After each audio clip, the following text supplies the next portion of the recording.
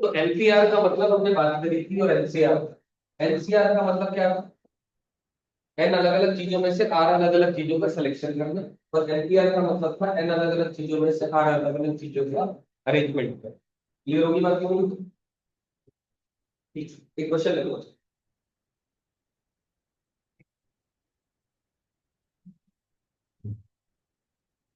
फिर आपने एक और क्वेश्चन वो तो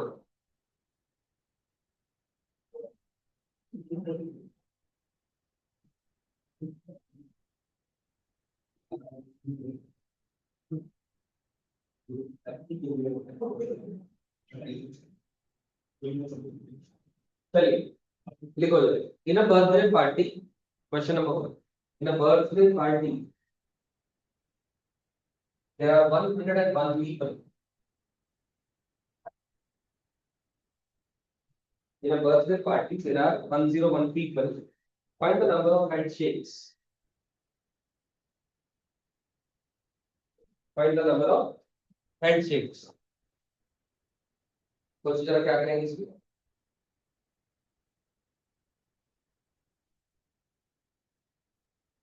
नंबर ऑफ हैंडशेक्स बताने हैं, 101 लोग हैं। कैसे करेंगे?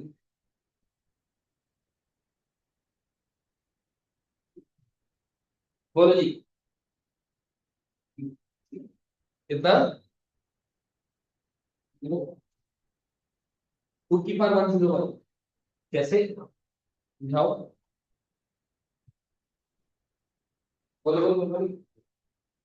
हाँ जी, कौन बताएगा? एक बच्चे। क्यों से बोलो? एक पेज में सोचेंगे। नहीं, ऐसा नहीं। आप ऐसे सोचो ना, सिंपल सी बात है। एक हाथ मिलाने के लिए, हैंडशेक के लिए कितने लोगों की जरूरत है? दो। तो जितने तरीके, 101 पीपल में से दो पीपल को सेलेक्ट करने के उतने हैंडशेक हो गए, खत्म हो गए ना। चलेंगे? मेरी बात समझ आई? जितने तरीके, 101 पीपल में से दो लोगों को सेलेक्ट करने के उतनी ही हैंडशेक्स हो जाएंगे। अरे ये थोड़ा ना करना है, ऐसे थोड़ा ना होता है। यहाँ ये बंदा खड़ा है, एक यहाँ बंदा खड़ा है, हैंडशेक करते तो नहीं। अब तू इधर आ जा, तू इधर आ जा, अरेंज हो गया, एक अलग हैंडशेक हो गया, ऐसा तो नहीं होता ना। हाँ, यार तू पता है क्या, कैसी बातें कर रहा है तू? किसी से मिलता है, हैंडशेक करता है, तो तू क्या करता है? राइट हैंड को राइट हैंड से मिलाता है, या लेफ्ट को लेफ्ट से? राइट को एक इंक्लूड, तो एक इंक्लूड नहीं, जेन्युइन भाषा, राइट हैंड को राइट हैंड से शेक करना ही हैंडशेक कहलाता है। ठीक है ना? समझ में आ गई बात? तो इसलिए 101 C2, इसको सिंप्लीफाई कर लेंगे, आंसर देखो क्या है, शायद 50-50 है। ये आपका आंसर। क्लियर होगी बात? पक्का? ठीक। अच्छा, मैंने होमवर्क दिया था पीएनसी का, शायद जो है ना, पहली एक्सरसाइज दी थी और दूसरी दी थी, जहां तक मुझे याद है। पहली दी थी, कर ली वो? कितने ने करी वो पहली एक्सरसाइज? बस? क्यों भाई? करी नहीं? कारण? किस चीज पे काम कर रहे थे आप? काम ही नहीं कर रहे थे? अच्छा, क्यों नहीं करी? हाँ जी, जोर से बोलो। हाँ, एलिमेंट्स वाली दी थी ना मैंने, वो तो हो गया था हमारा डिस्कशन। डीपीपी वाला तो हो गया था, असाइनमेंट जो मैंने दी थी क्लास में आप लोगों को, हो गया था। उसके बाद मैंने कहा था कि आप अपनी एलिमेंट्स की किताबें उसकी पहले एक्सरसाइज कर लेना, ये कहा था या नहीं कहा था? कहा था। तो करिए तो।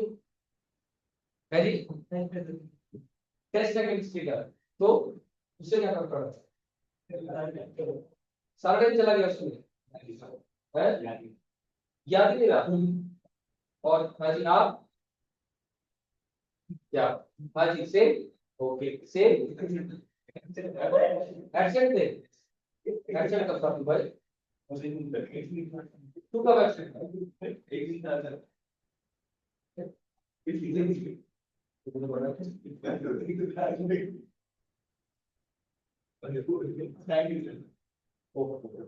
हाँ जी आप नहीं करा?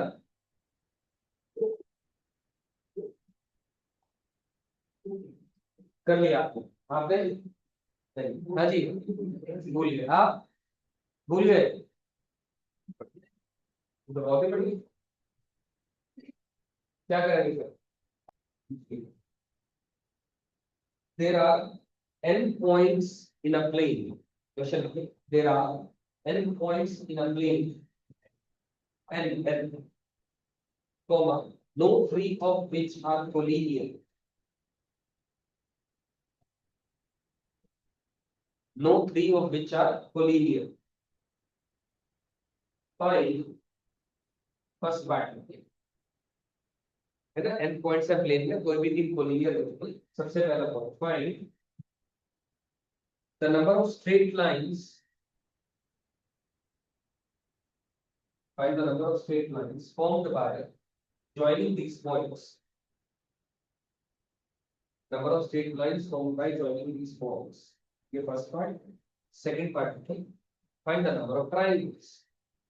Find the number of triangles. Third part, okay? Find the number of diagonals in a polygon. Third part, okay? Find the number of diagonals in a polygon.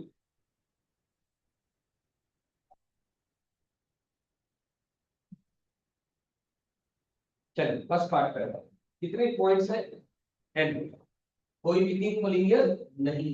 क्या बोला गया, क्या पूछा गया, नंबर ऑफ स्ट्रेट लाइन। एक straight line को बनाने के लिए कितने पॉइंट की जरूरत होती है, दो। तो क्या कर लो, सिलेक्शन, n में से दो पॉइंट चूज करके स्ट्रेट लाइन होंगे, बस बनोगे। अरेंजमेंट की जरूरत नहीं है, पर समझा लिया यहाँ पर बात। np2 नहीं करेंगे, क्यों नहीं करेंगे np2 यहाँ पे, कोई फर्क नहीं पड़ेगा ना। ये दो, ये तीन पॉइंट है, मान लीजिए ये तीन पॉइंट है, इसको सेलेक्ट करो या इसको कर रहा हूँ, कोई फर्क नहीं पड़ रहा, स्टेटमेंट तो एक ही है। अरेंजमेंट की बात यहाँ नहीं करेंगे। क्लियर है बात सही, आगे समझ में। अब नंबर ऑफ ट्रायंगल्स के लिए क्या करेंगे, नंबर ऑफ ट्रायंगल्स के लिए क्या करेंगे, NC3 खत्म। अब n में से तीन पॉइंट चूज करने के जितने तरीके उतने आपके ट्रायंगल बन जाए, यानी NC3। ये बात समझ में आ गई, अब क्लियर होगी बात। अगली बात देखिए,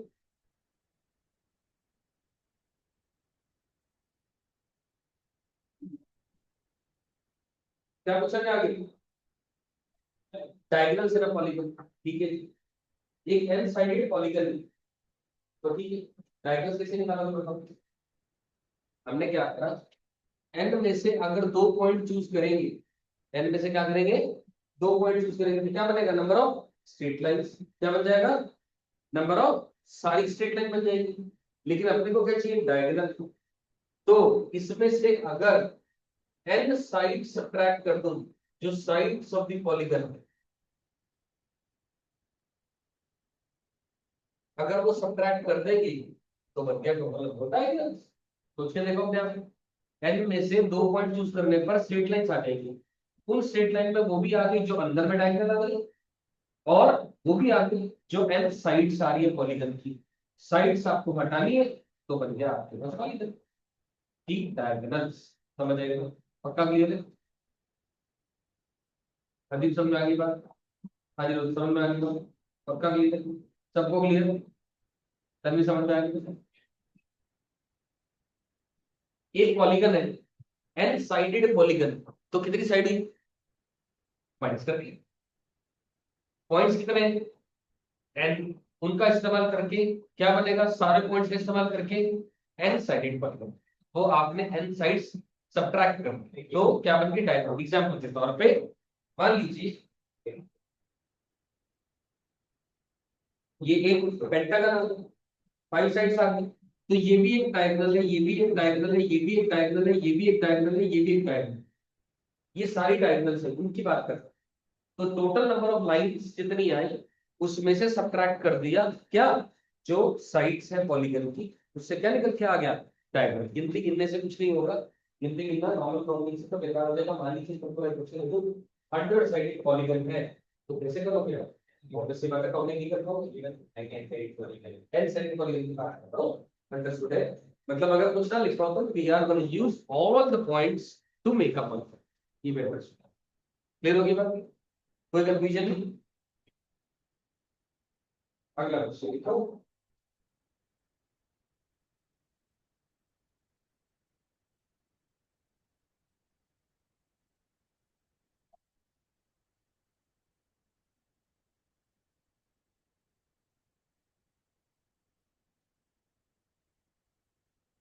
है ना, एक्सप्लेनेशन लिख लीजिएगा। अगला क्वेश्चन लिखो, अगला बहुत बढ़िया question. In how many ways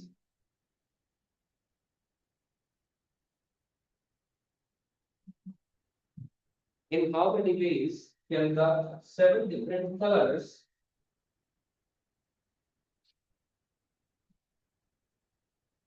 of a rainbow be arranged? In how many ways can the seven different colors of a rainbow be arranged so that blue and green are never together?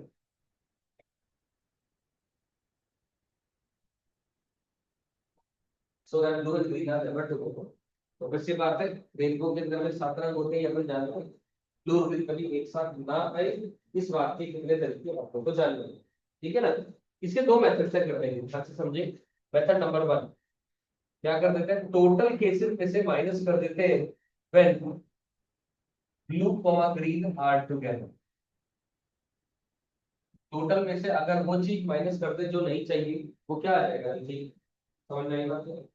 तो total तरीके कितने हैं, कितने colours? 7। उनको arrange करने के कितने तरीके? 7 फैक्टर होंगे। 8 चीजों को अरेंज करने के 8 फैक्टर होंगे तरीके। उसमें से क्या करना है, ब्लू और ग्रीन को टुगेदर। ब्लू और ग्रीन को क्या करा, रस्सी से बांध दिया। इस मेथड को बोलते हैं स्ट्रिंग मेथड।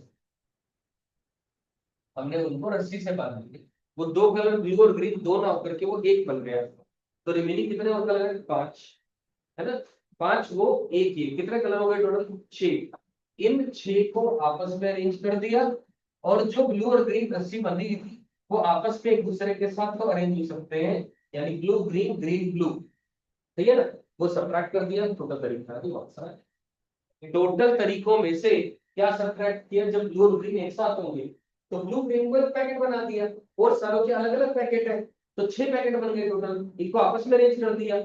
लेकिन जो ब्लू ग्रीन का पैकेट है वो आपस में तो अरेंज नहीं सकता ना, इधर ब्लू इधर ग्रीन या वाइस वर्सा। समझ में आई बात? तो पक्का क्लियर है? श्योर हो गई बात ये?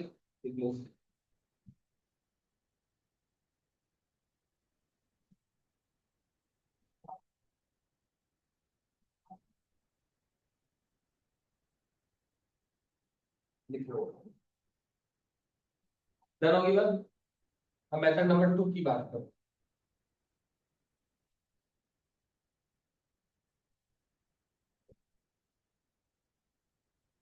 बोला शुरू करो अगला मेथड। अपनी भाषा में इसको लिख लीजिएगा, एक्सप्लेनेशन को।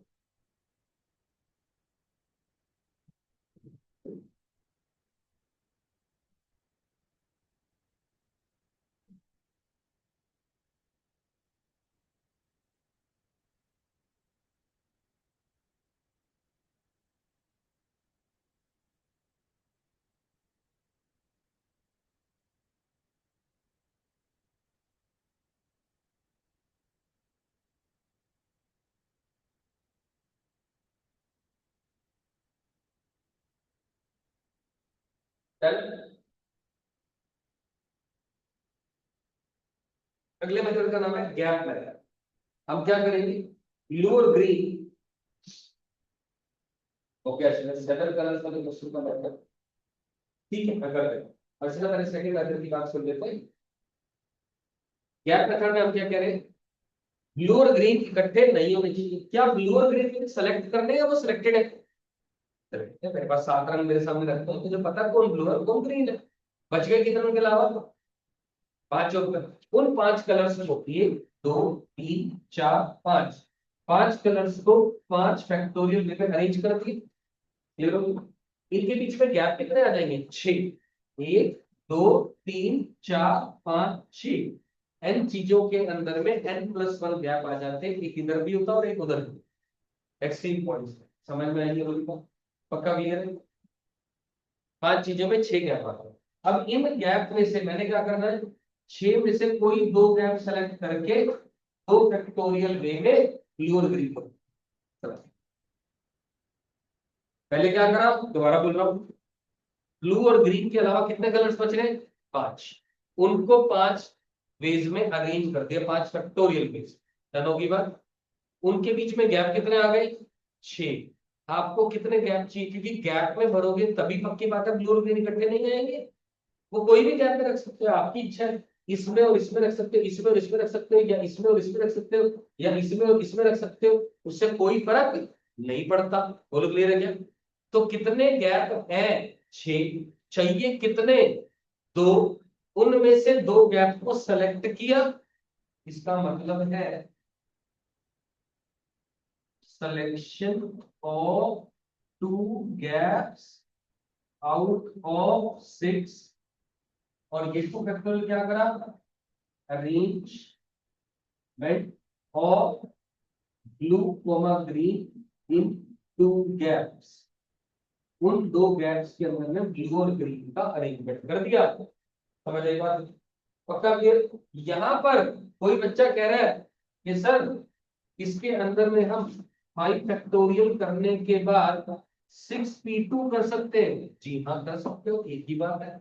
ये तो मैंने बताया था क्लास में, NCR into R factorial NPR होता है, बताई थी बात में।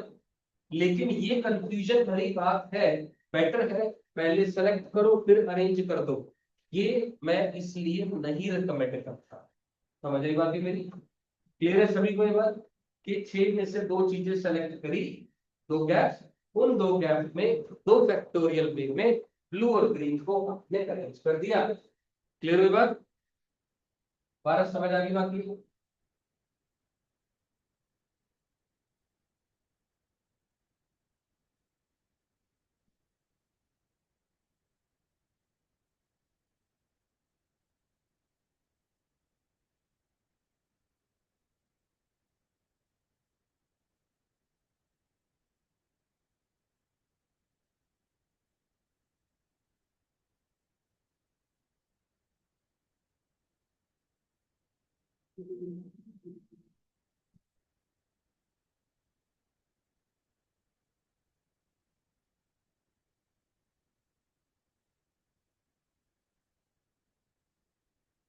आराम से लिखिए इस बात को, तभी समझ में आगे बात होगी। हर्षिता मेथड नंबर 1 की मैं बात कर रहा हूँ। ये टोटल तरीके हैं 7 कलर्स को अरेंज करने के, 7 फैक्टोरियल। उसमें से सब्ट्रैक्ट करा क्या, ब्लू और ग्रीन को एक पैकेट बना दिया, स्ट्रिंग से बांध दिया, तो टोटल 6 पैकेट हो गए। 5 दूसरे कलर्स वाले, एक ब्लू और ग्रीन वाला, उनको आपस में अरेंज करा, 6 फैक्टोरियल में टोटल बेस। लेकिन ब्लू और ग्रीन को एक साथ आपस में अरेंज कर दिया, ब्लू ग्रीन ग्रीन ब्लू, तो वो 2 फैक्टोरियल बेस। तो टोटल में से ये माइनस कर देंगे, तो आपके पास आ जाएगा जब ब्लू और ग्रीन एक साथ बनाना है।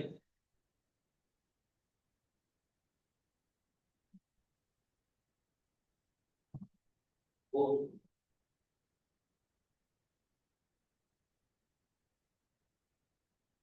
आगे बात करें, समझ में आ गया, पक्का। लिखो क्वेश्चन, अ ग्रैंडफादर, क्वेश्चन लिखो, अ grandfather with 7 grandchildren,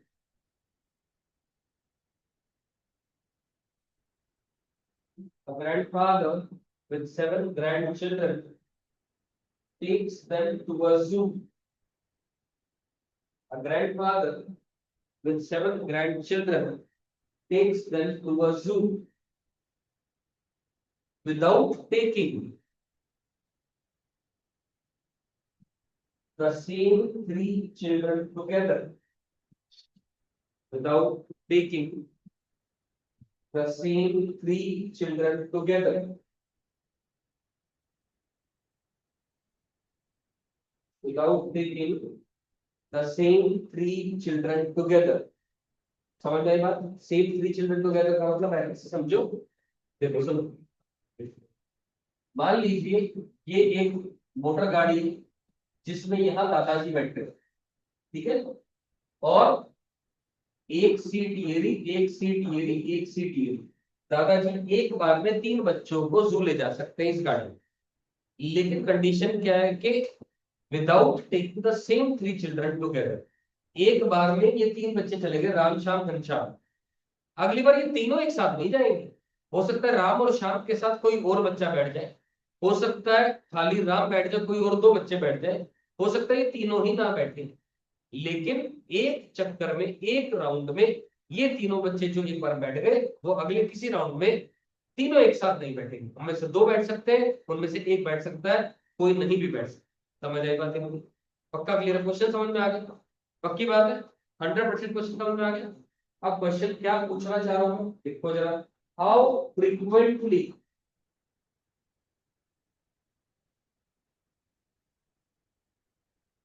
how frequently, first part लिखिए,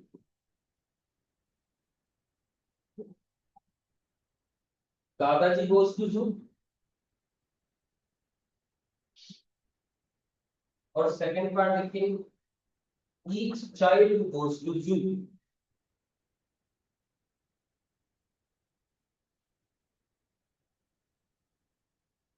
पहला पार्ट है दादाजी कितनी बार जू जाएंगे, और दूसरा पार्ट है हर बच्चा कितनी बार जू जाएगा। अभी पता है हर बच्चा बराबर बार जू जाएगा, मतलब लड़ाई हो जाएगी बच्चों पे, ठीक है ना? हर बच्चा, पक्की बात है, बराबर बार जू जाएगा। फेयर एंड ट्रांसपेरेंसी की बात होगी। क्लियर है? तो बताओ जरा, सोच के बताओ क्या करेंगे। लगाओ दिमाग।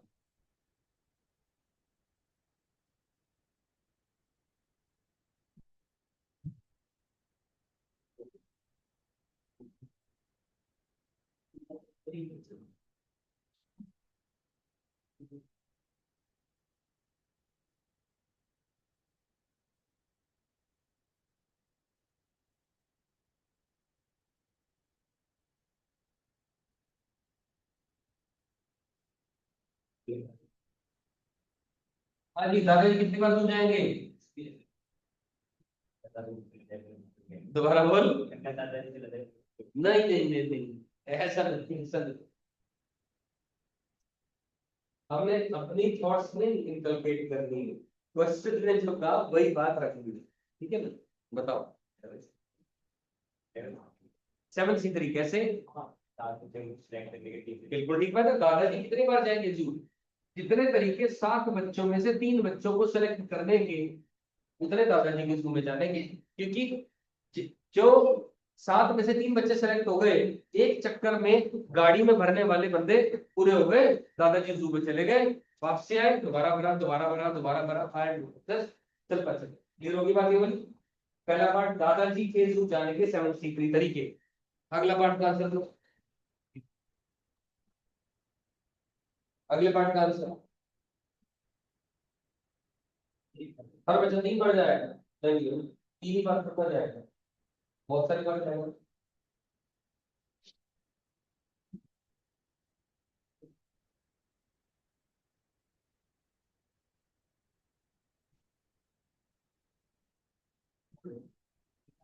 देखो जरा सुनो, अब हमने क्या कहा, हर बच्चा कितनी बार जू जाएगा इसको जानने के लिए ये दादाजी की प्लेस है।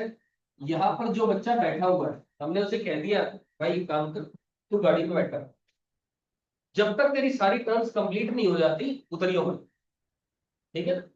और जब कंप्लीट हो जाएंगे उतर जाना। ये बच्चा यहाँ बैठा है, टोटल बच्चे कितने हैं? उनमें से एक बच्चा यहाँ बैठ गया, बच गए कितने? और प्लेसेस और कितनी बच गई? 6 बच्चों में से 2 बच्चों को सेलेक्ट करने के जितने तरीके, उतने इस बच्चे के जू में जाना, क्योंकि दादाजी तो पक्का अपनी सीट पे रहेंगे, तो भी दादाजी तो वहीं रहेंगे, तभी गाड़ी जू में जा पाएंगे, बना जाएगी। मेरी बात समझ में आई क्या? है ना? हर टर्न में 6 बच्चों में से 2 बच्चों को सेलेक्ट करने के जितने तरीके, उतने उस बच्चे के जू में जाने के तरीके। क्लियर हो गई बात? नहीं आया समझ? पक्का क्लियर? हमारे समझ में आ गई? 100% क्लियर है? और बढ़िया।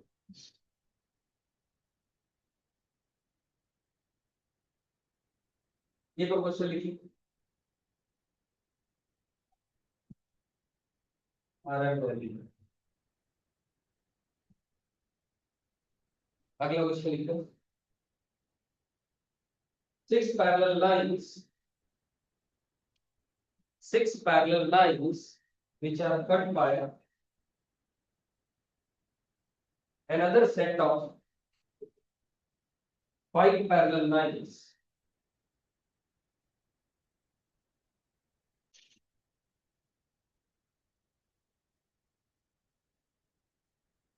Six parallel lines which are cut by another set of five parallel lines. Find the number of parallelograms. Find the number of parallelograms.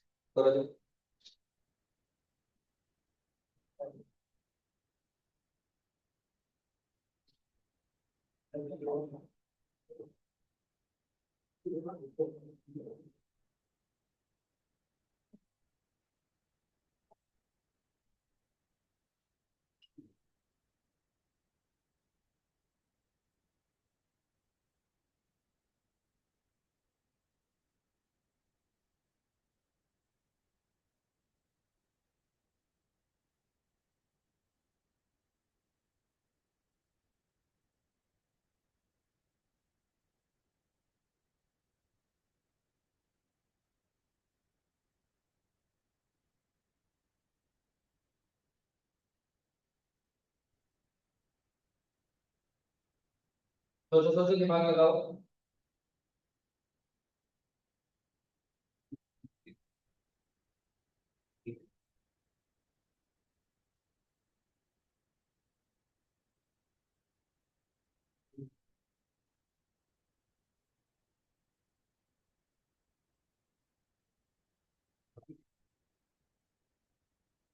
हाँ भाई, छह पैरेलल लाइंस है और another set of parallel lines. देखो सुनो, थोड़ा लॉजिकली चलेंगे। देखो, एक दो तीन चार पाँच छह, ये छह parallel lines. Another set of five parallel lines, ये मान लो एक दो तीन चार पाँच, ऐसा मान लिया। नंबर ऑफ पैरेललोग्राम के पास, एक पैरेललोग्राम के लिए कितनी साइडें चाहिए? चार। कितनी साइडें चाहिए? चार। लेकिन मेरा बनाया, मान लो मैंने ये वाली साइड, ये वाली, ये वाली और ये वाली, ये चारों सेलेक्ट कर ली, क्या पैरेललोग्राम बनेगा? नहीं बनेगा। ऐसे बोलो कि सर दो ऐसे वाली चाहिए और दो ऐसे वाली चाहिए, तभी तो पैरेललोग्राम बनेगा। और कोई तरीके से। ऐसी कितनी है लाइंस? ऐसी छह। उन छह में से कितने सेलेक्ट कर ले? दो। सेलेक्ट करो क्या अरेंज करो? सेलेक्ट करो। क्या फर्क पड़ता है, पहली और तीसरी कर ली या तीसरी और पहली कर ली? Does it matter? नो। बच गई कितनी? और ये वाली कितनी है? पांच। इनमें से कितनी चाहिए? दो। पांच में से दो सेलेक्ट कर ली, उनको भी अरेंज नहीं करना है। क्या करना है इन दोनों को? मल्टीप्लाई। क्यों? क्योंकि चार से दो ये वाली ऐड दो वो वाली चाहिए, तब जाकर पैरेललोग्राम आंसर आता है। समझ रही बात? क्या क्लियर है? देखो चलो।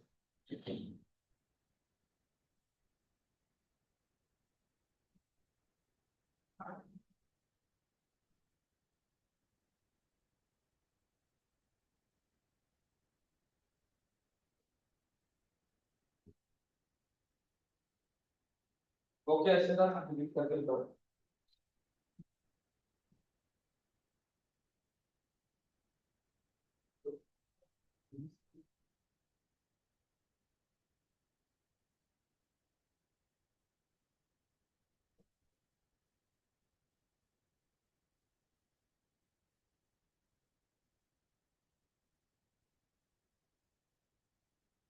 मैंने कहा अर्चना ध्यान से सुनो, छह ये वाली पैरेलल लाइंस है, इनमें से कोई दो सिलेक्ट कर ली, बची इधर की पांच जो है दूसरी, उनमें से कोई दो कर ली, दो ये वाली सेलेक्ट हो गई, पैरेललोग्राम बन गया, बात खत्म हो। ये तरीके हुए नंबर ऑफ पैरेललोग्राम बनाने के। अर्चना समझ में आ गई बात?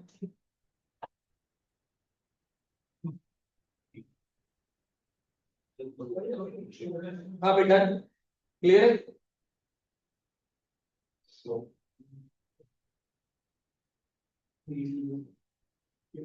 नहीं, अर्चना सारी लाइन नहीं यूज कर रही थी। छह का एक सेट है, उसमें से कोई दो ले ली थी। पांच का एक सेट है, उसमें कोई दो ले ली। लेने के बाद टोटल चार लाइन सेलेक्ट हो गई। दो पैरेलल है, दो अनदर पैरेलल है, वो एक पैरेललोग्राम बनते हैं। देखो जरा समझ में आ गई क्या बात?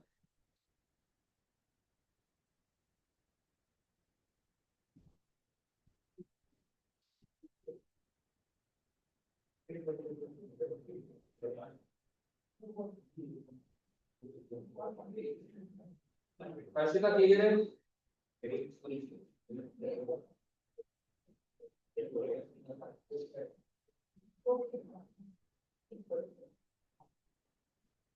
आगे को क्वेश्चन लिखो, देखते हैं कौन आंसर दे पा रहा है।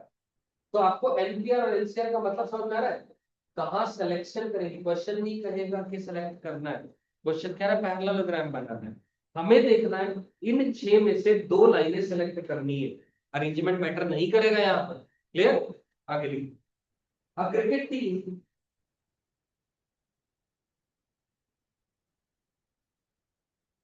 comprising of A, B, C up till J, K, 11 member से, है ना, up till J, K is to be sent for batting, is to be sent for batting.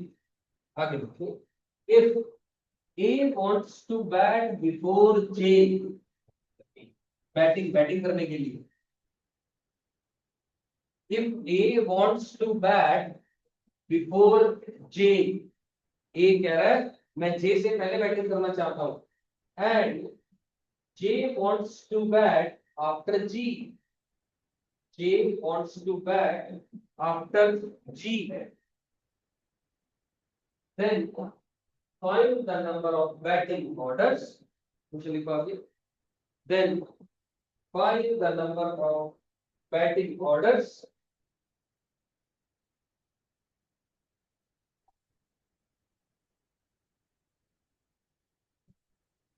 if other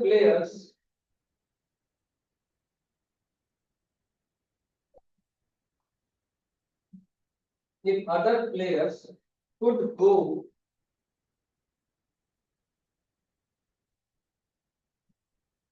if other players could go in any order, in any order,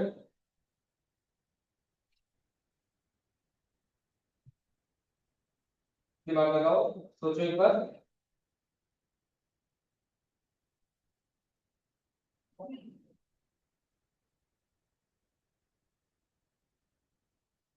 ए जे से पहले जाना चाह रहा है, J wants to bat after G, remaining जो player बच गए वो कह रहे हैं कि हमें कहीं भी किसी भी ऑर्डर में भेज दो, जो total number of batting order को बता दे कितने होंगे।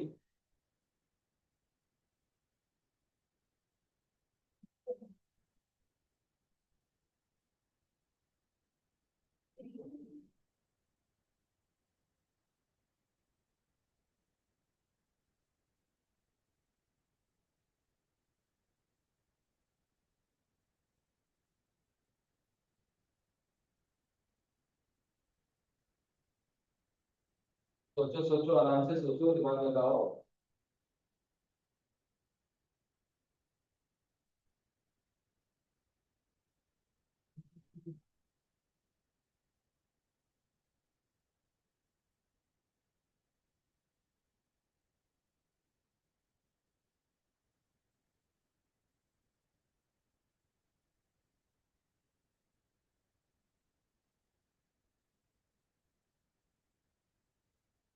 चलो बात करना शुरू करें या भी टाइम लगाना चाह रहे हो।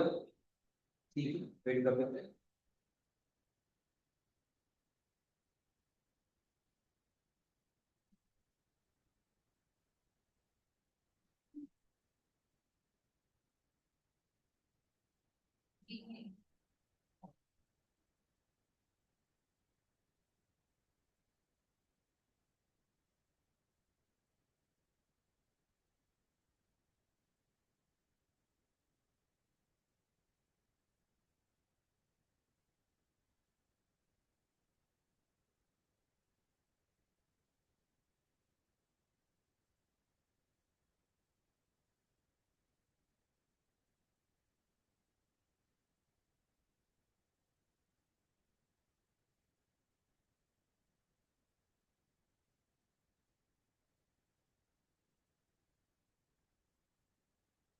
चलिए सुनो मेरी बात। ए कह रहा है मैं जे से पहले जाना चाहता हूं, ठीक है जी। बढ़िया से सुना है क्वेश्चन, बड़ा काम है। he wants to bat before J and J wants to bat after G, तो जी कहाँ आ गए, ए जे से पहले जाना चाह रहा है बैटिंग पे, और जे कह रहा है मैं तो जी के बाद बैटिंग कर, एक तरीका। या फिर क्या ऐसा भी हो सकता,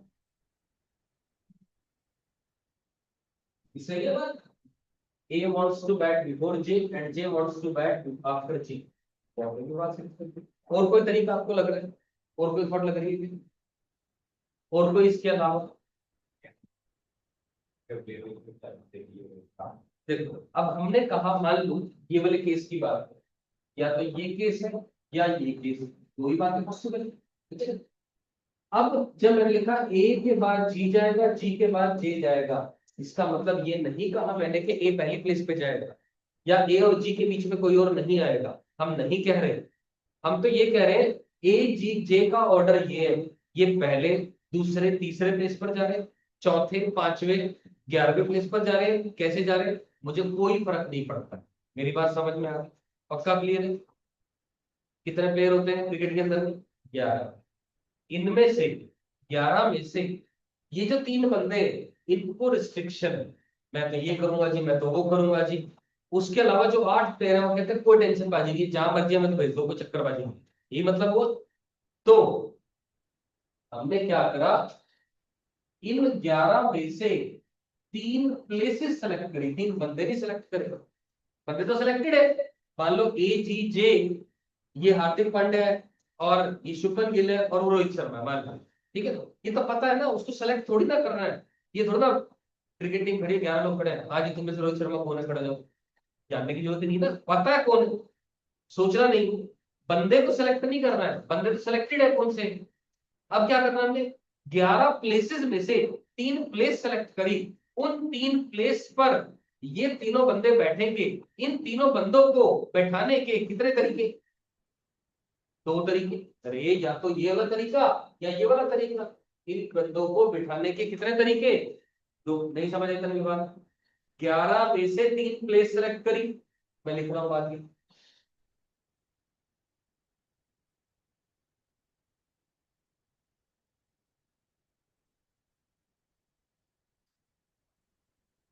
ये सेलेक्ट हो।